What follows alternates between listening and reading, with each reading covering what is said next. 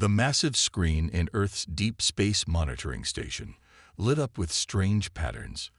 Commander James Wilson stood from his chair, his eyes fixed on the dancing lights that shouldn't be there. After 20 years of watching the stars, he knew something was different tonight.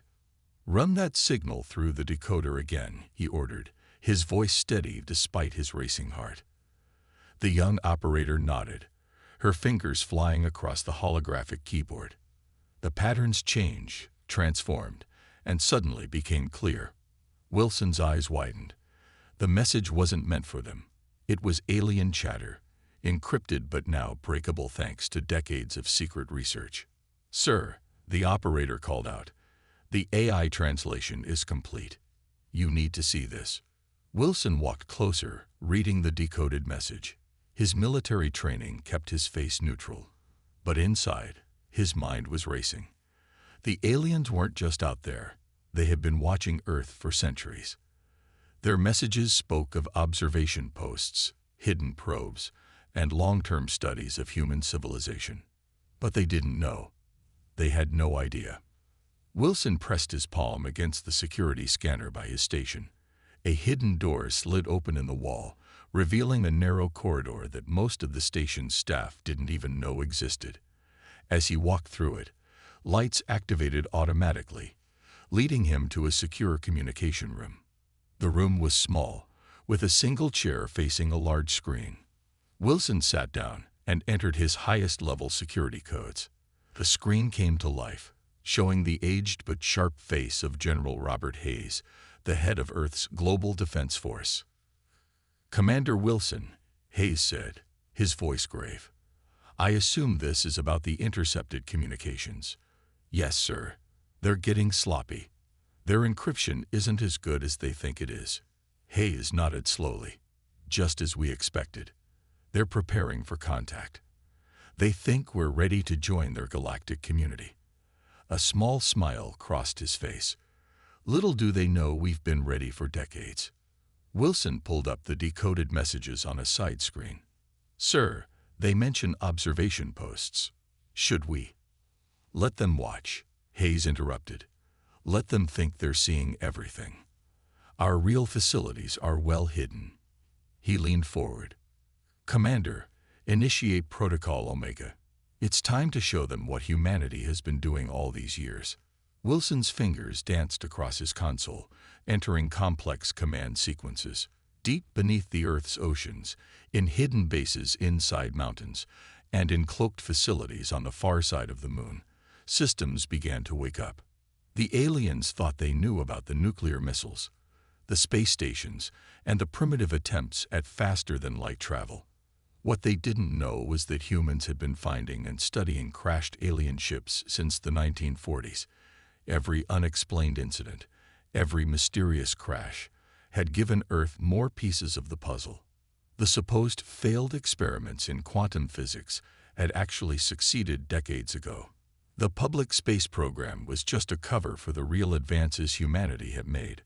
Every time an alien probe tried to scan Earth's military capabilities, it saw exactly what humans wanted it to see.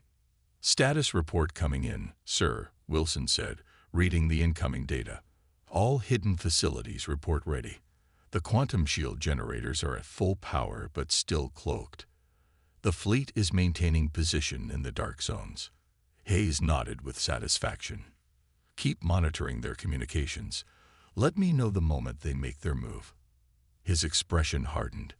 They think they're coming to guide a young species into the stars. Instead, they're going to learn that humanity has teeth. Wilson saluted as the screen went dark. He stood for a moment, thinking about how long they had prepared for this.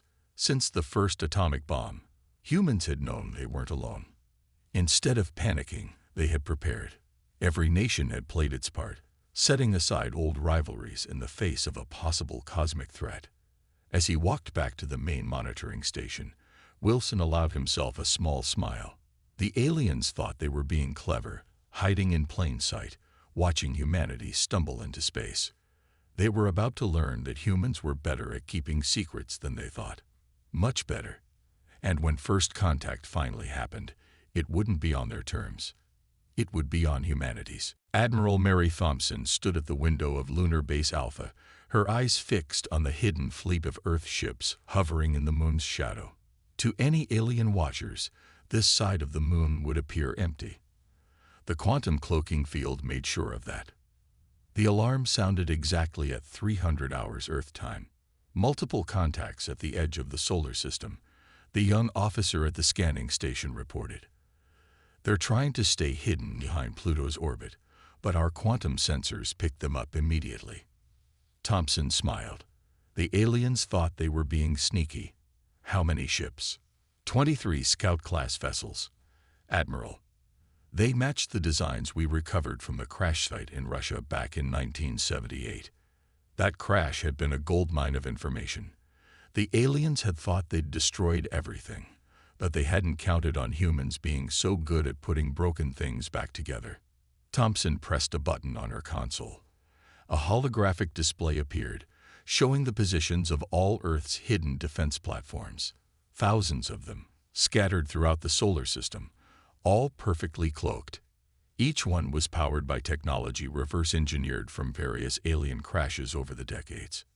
Status of the defense grid, she asked. All platforms responding, Admiral.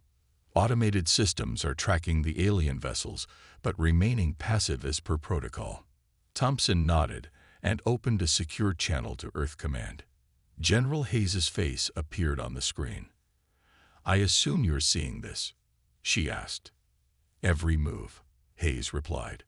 They're following the exact pattern we predicted. Scout ships first, then probably a diplomatic vessel in about 12 hours. He paused. Time to show them a little of what we can do, Admiral. Just a taste. Thompson turned to her weapons officer. Activate Defense Platform 7, near Europa. Let's give our visitors something to think about. Deep in space, near Jupiter's moon Europa, one of Earth's hidden platforms briefly dropped its cloak. Its sensors pulsed once, hitting the alien scout ships with a scan so powerful it made their sensors scream. Before they could react, the platform vanished again, becoming invisible to all known forms of detection. The alien ships scattered like startled fish. They're transmitting on all frequencies, the communications officer reported, trying not to laugh. They're quite confused, Admiral. Thompson watched the alien ships regrouping, their formation now much tighter and more defensive. Send the recording to all commands. Let everyone enjoy the show. She thought back to how long humanity had prepared for this moment. After the first few alien crashes, the world's governments had realized they needed to work together. The public space programs, the International Space Station, the missions to Mars, they were all for show. The real work happened in secret. Every time aliens tried to test Earth's defenses or plant hidden observation posts, humans had watched and learned. They copied the technology, improved it, and built their own versions, all while pretending to be a young, struggling species just taking its first steps into space. Admiral, her aide called out, the quantum calculations are complete. Based on their current formation and energy readings, they're preparing to launch probe drones toward Earth. Let them, Thompson said. Our surface defenses will show them exactly what we want them to see. Old satellites, primitive defense systems, and lots of radio chatter about UFOs. She smiled. Meanwhile, our real sensors will record every move they make. The aide nodded and returned to his station. Thompson walked back to the window, watching as Earth rose over the lunar horizon. The blue planet looked peaceful, vulnerable even, but she knew better. Under those clouds, in hidden bases and secret facilities, humanity's real power waited. Let the aliens come with their scouts and their diplomatic ships. Let them think they were dealing with a primitive species that needed guidance. They would learn soon enough that humanity had surpassed their expectations long ago. Deploy the fleet to secondary positions, she ordered, but keep them cloaked. It's not time yet to show our full hand. The hidden ships moved silently through space, taking up defensive positions throughout the solar system. Each one carried weapons that would make the aliens rethink their entire approach to Earth. The real show was about to begin. Just as predicted, the alien diplomatic vessel arrived exactly 12 hours after their scouts.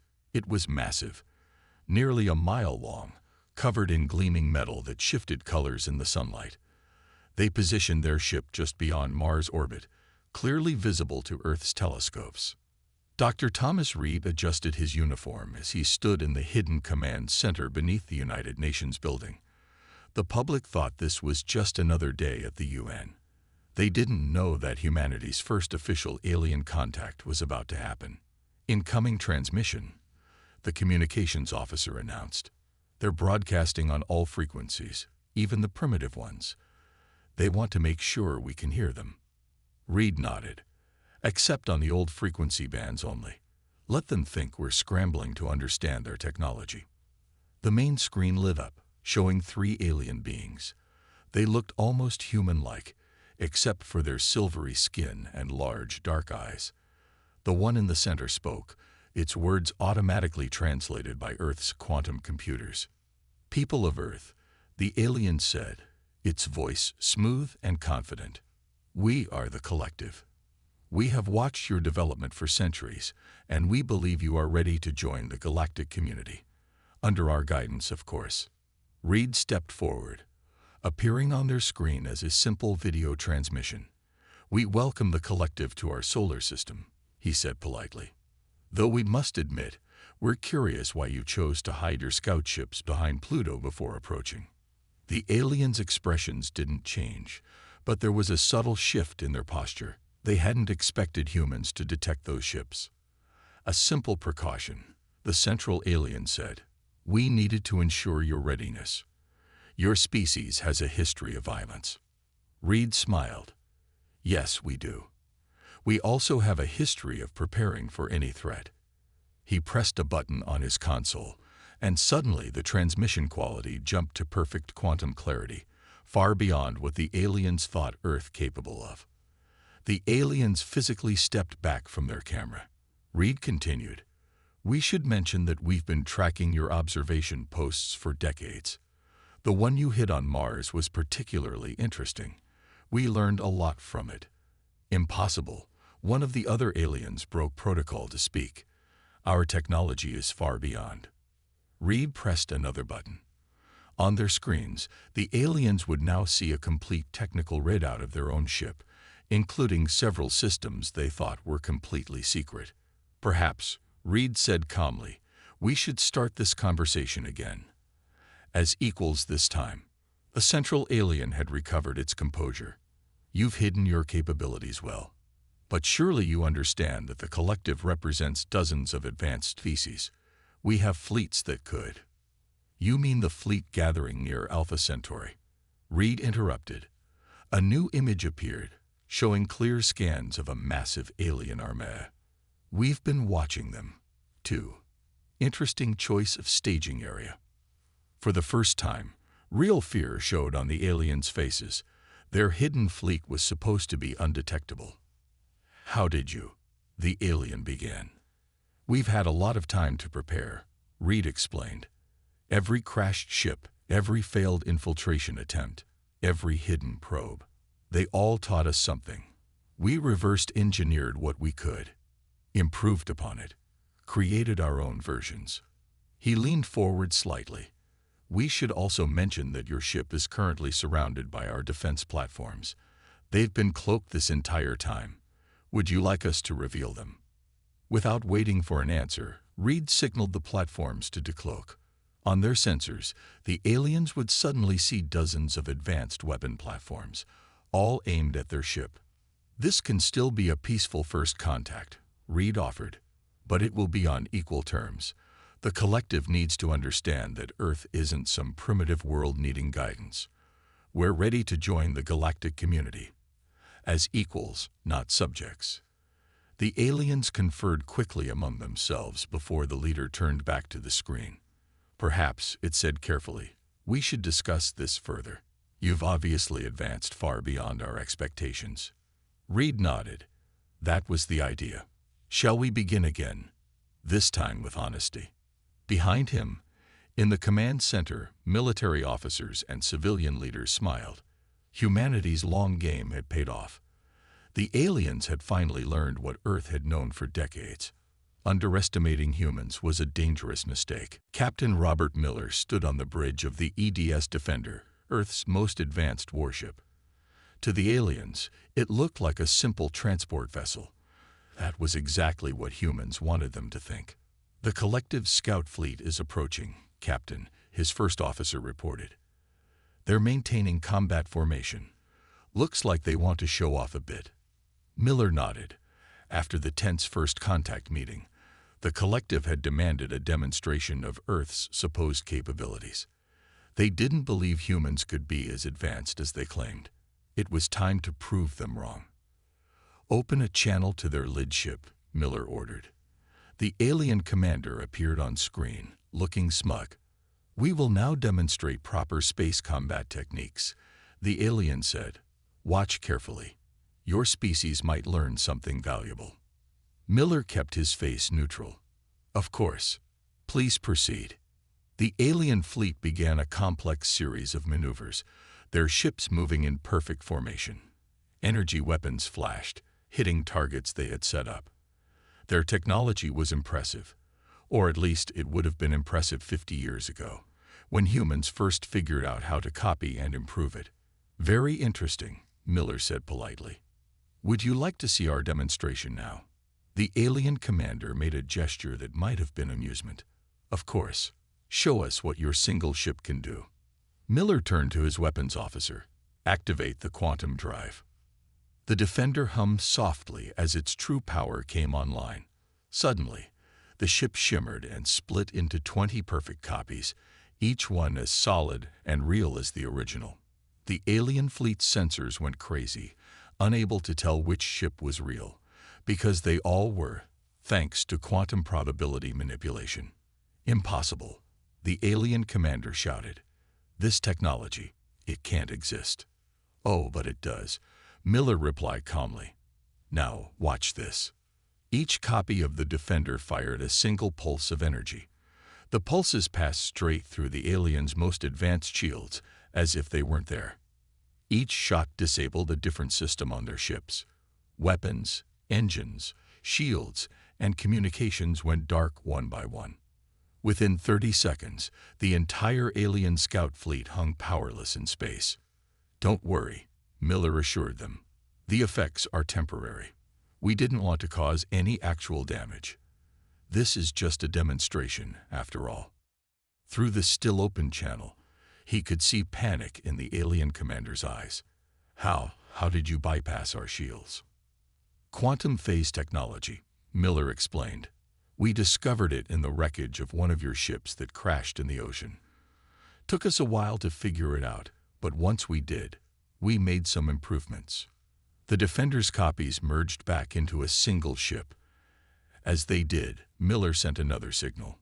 All around the solar system, thousands of hidden defense platforms briefly became visible before cloaking again. Each one was more advanced than anything the collective had. "That's enough for today," Miller said. "Your ships will regain power in about 10 minutes. Plenty of time for you to think about what you've seen."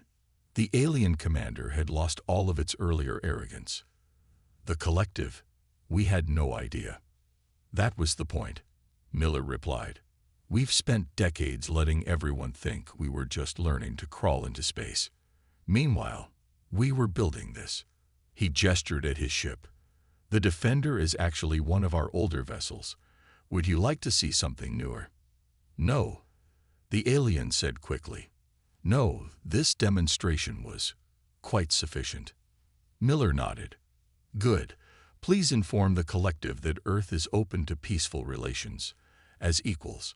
Any other approach would be unwise." As the alien ships slowly regained power and began their retreat, Miller allowed himself a small smile.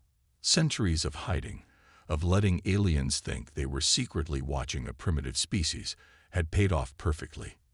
The message was clear. Humanity wasn't just ready for the galaxy. They were already masters of technologies that other species thought impossible.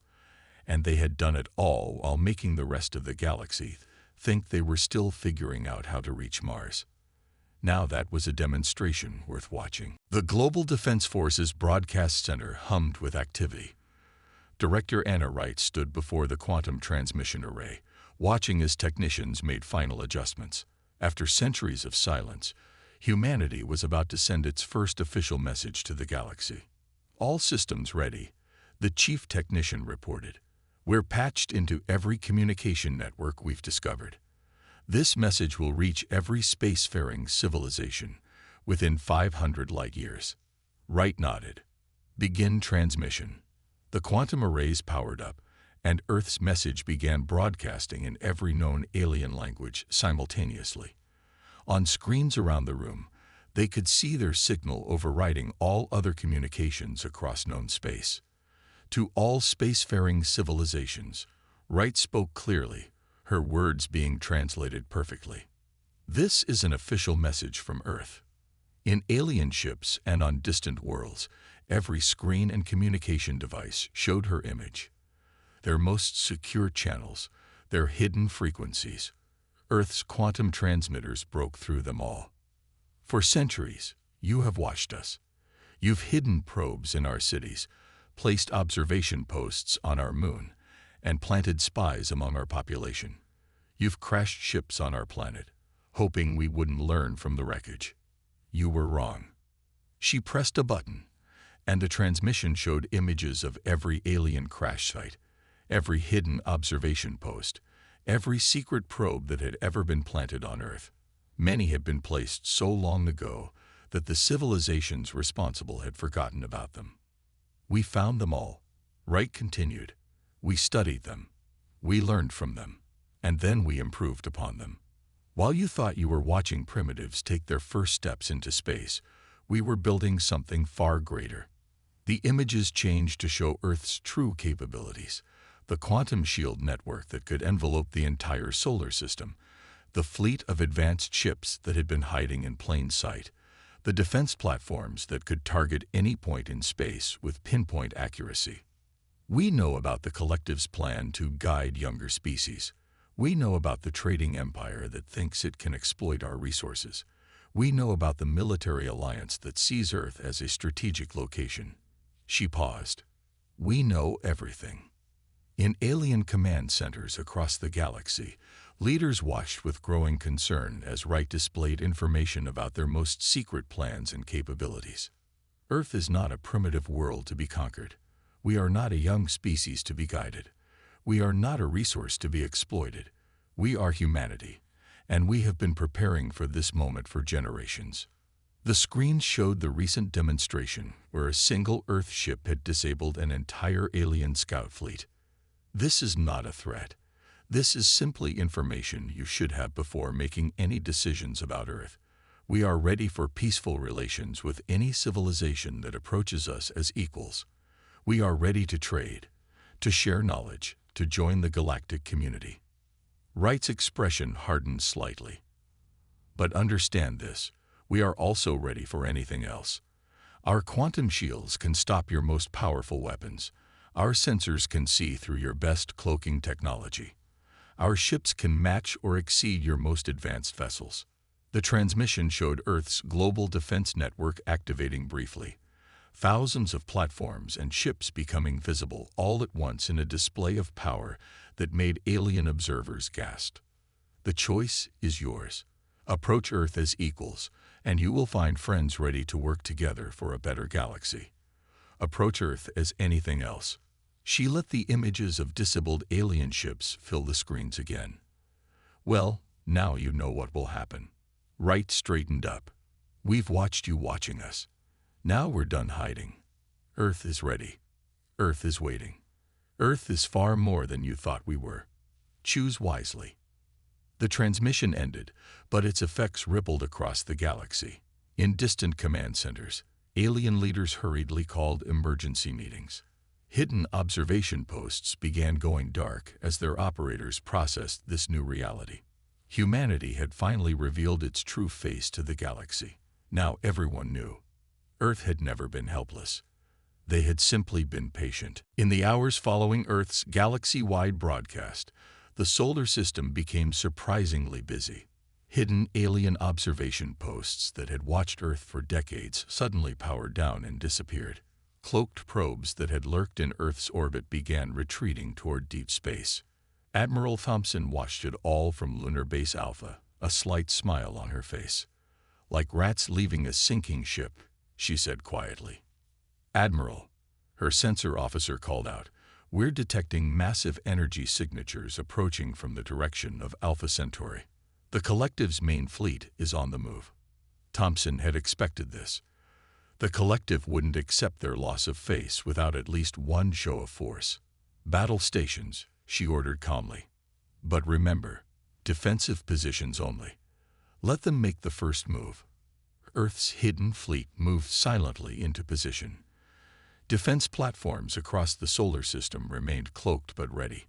In underground bunkers, quantum shield generators hummed to life, preparing to protect the entire solar system if needed. The Collective's fleet was impressive. Over 300 ships, including their most powerful dreadnoughts. They took up attack positions just beyond Mars' orbit, their weapons charged and ready. "They're broadcasting," the communications officer announced. The main screen lit up showing the Collective's high commander, flanked by representatives from a dozen other alien species. "Your demonstration with our scout fleet was impressive," the high commander said. "But surely you don't think your single solar system can stand against the combined might of the galaxy's oldest civilizations?" Thompson didn't respond immediately. Instead, she pressed a single button on her console. Across the solar system, Earth's automated defense grid activated. Thousands of platforms became visible, their weapons tracking every alien ship. The quantum shield flickered into view for just a moment, showing the aliens that Earth could protect its entire solar system with a single barrier. "You're right," Thompson finally said. "A single solar system usually couldn't stand against your fleet. But we're not usual, are we?" As if on cue, Earth's hidden fleet decloaked. Not dozens of ships, but thousands.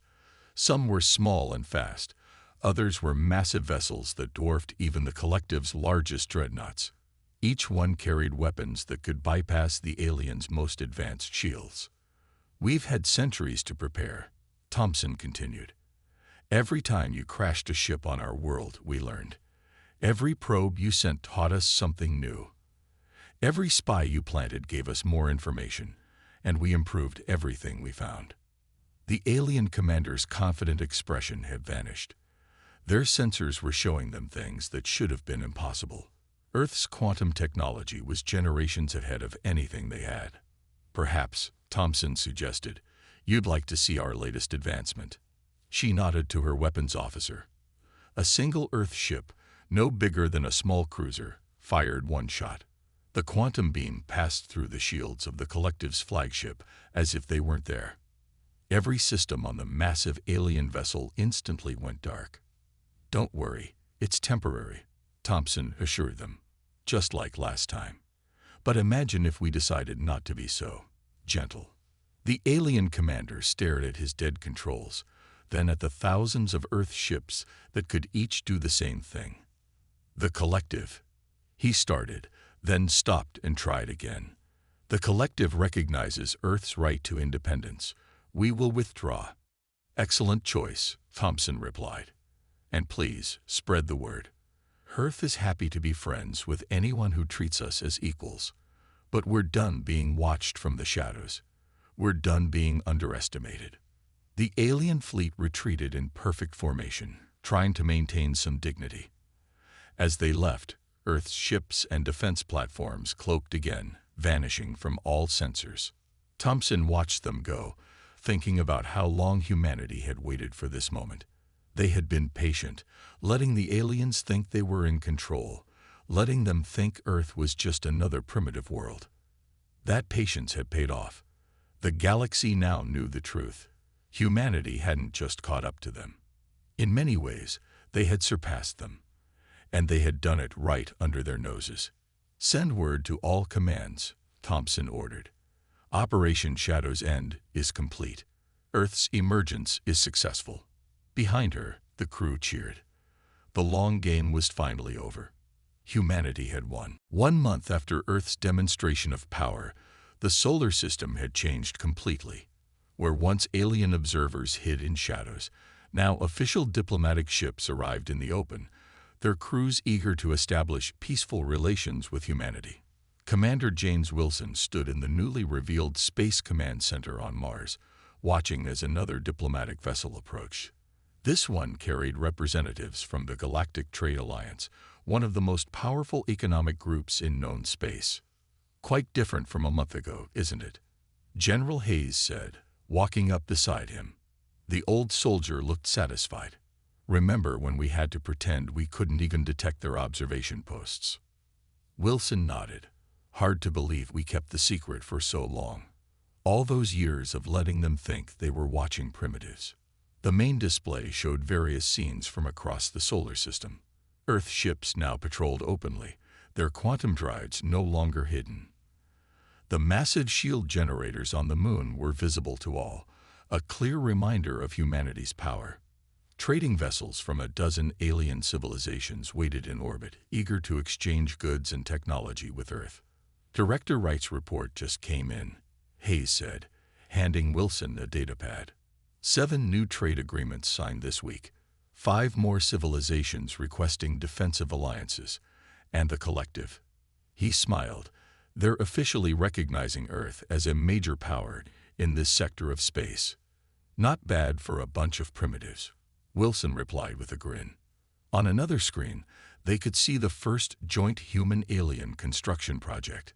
A massive space station was being built near Jupiter, using a combination of Earth's quantum technology and alien engineering. It would serve as a neutral meeting ground for diplomatic relations and trade negotiations.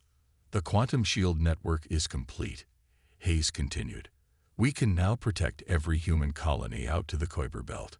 The aliens are still trying to figure out how we developed it so far beyond their own technology. Wilson watched as a group of smaller alien ships practiced docking procedures with an Earth vessel. These were scientific ships, not military ones. Their crews were eager to learn and share knowledge now that humanity had proven itself worthy of respect. You know what the best part is? Hayes asked, turning to face Wilson. We didn't have to fire a single shot. All those years of preparation, all that hidden technology. In the end, just showing them what we could do was enough. Peace through strength, Wilson agreed. The old saying proved true. A young officer approached them with another report. More alien observation posts have been discovered in the outer solar system, but these were long abandoned, left behind decades ago by civilizations that had given up on monitoring Earth. They would be studied, adding even more to humanity's knowledge. Commander, the officer said, you should see this. Our deep space sensors are picking up something interesting near Alpha Centauri. The main screen shifted to show the reading. Several alien civilizations that had previously been hostile to each other were now working together, trying to replicate Earth's quantum shield technology. They weren't having much success. Should we be worried? Wilson asked. Hayes shook his head. Let them try. We're already working on the next generation of quantum technology. By the time they figure out our current systems, we'll be even further ahead. The general walked to the window, looking out at the Martian landscape where human cities now stood proudly in the open, no longer hidden under holographic disguises. You know what humans are best at, Commander. Learning, adapting, improving. Every piece of alien technology that crashed on Earth, every bit of data we gathered from their probes, we didn't just copy it. We made it better. Wilson joined him at the window. A group of alien diplomats was touring one of the city domes, marveling at how humans had blended their own innovation with reversed engineered technology. So what's next? Wilson asked. Hayes smiled. Now we do what humans have always done. We explore, we build, we grow. But this time, we do it as equals with the rest of the galaxy. No more hiding. No more pretending to be less than we are. Above them, Earth ships continued their patrols, quantum drives humming silently in space. The long game was over. The galaxy had learned its lesson. Never underestimate humanity. We're always ready. We're always watching. And we're always moving forward.